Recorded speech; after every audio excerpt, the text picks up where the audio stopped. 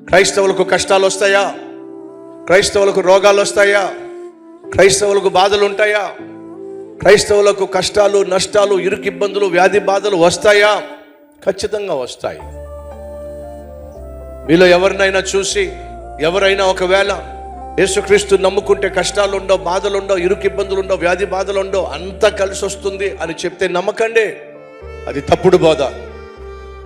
యేసుక్రీస్తు నమ్ముకోవడం వల్ల బైబిల్ సెలవిస్తుంది, ఈ లోకంలో మీకు శ్రమ, అయినను ధైర్యము తెచ్చుకోండి,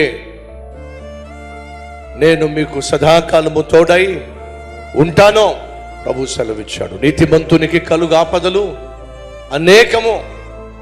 కాబట్టి సంగమా, యేసుక్రీస్తు నమ్ముకున్నంత మాత్రాన మనకు కష్టాలు లేకుండా ఉండవు. కష్టాలు ఉంటాయి, కానీ ఆ కష్టాలు తీర్చే దేవుడు మనతో ఉన్నాడు, మనలో ఉన్నాడు.